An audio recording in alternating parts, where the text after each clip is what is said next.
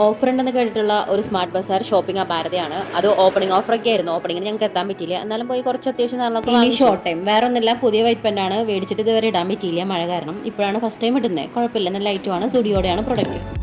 ഇതൊരെണ്ണത്തിൽ തീർന്നില്ല കേട്ടോ. ആ സമയം നോക്കി 2 വണ്ടിയായിരുന്നു പാസ് ചെയ്യാനുണ്ടായിരുന്നത്. ഇപ്പോൾ പോണ ഈ ഭംഗിയുള്ള ട്രെയിൻ ഞാൻ ഇപ്പോഴാട്ടോ കാണുന്നത്. ഇത് ചാലക്കുടി സ്മാർട്ട് ബസാറാണ്. ജസ്റ്റ് ഇപ്പോൾ ഓപ്പൺ ആയിട്ടുള്ളൂ. അന്ന് ഓപ്പണിങ്ങിന് അന്ന് ഗെറ്റ് 1 ബൈ 1 ഒക്കെ ഓഫേഴ്സ് ഉണ്ടായിരുന്നു. ഇപ്പോൾ റാക്കുകളൊക്കെ പകുതി ഒഴിവിലായി.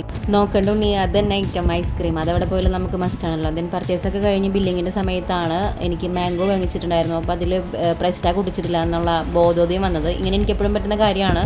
നമ്മൾ പർച്ചേസ് ചെയ്ത് അങ്ങനെ ഇങ്ങോട്ട് പോരും. ഞാൻ വീണ്ടും ഓടേണ്ടി വരും. വല്ല വെജിറ്റബിളോ ഫ്രൂട്ട്സ് ഒക്കെ വാങ്ങിച്ചിട്ടുണ്ടെങ്കിൽ അതിൽ പ്രൈസ് ടാഗ് ഒട്ടിക്കാൻ. ബില്ലിങ്ങിനൊക്കെ അത്യാവശ്യം ക്യൂ ഉണ്ടായിരുന്നു. പിന്നെ ഞാൻ വീണ്ടും പ്രൈസ് ടാഗ് ഒട്ടിക്കാൻ പോയ കാരണം കുറച്ചൊന്നും നേരം വൈകി. അത് കഴിഞ്ഞ് നമുക്ക് വിശപ്പിൻ്റെ വിളി സ്വാഭാവികമാണല്ലോ.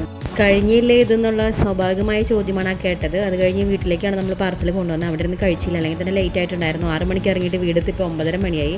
ദെൻ മേടിച്ചത് വേറൊന്നല്ല, കൊത്തുപൊറോട്ട ആയിരുന്നു കേട്ടോ. അത്യാവശ്യം നല്ല ടേസ്റ്റ് ഉണ്ടായിരുന്നു. നമ്മൾ ചാലക്കുടിയിൽ നിന്ന് കൊമ്പടിക്ക് വരുന്ന വഴിയിലുള്ള പെങ്കിൻ എന്ന റെസ്റ്റോറൻറ്റിൽ നിന്നായിരുന്നു കേട്ടോ. അടിപൊളിയായിരുന്നു.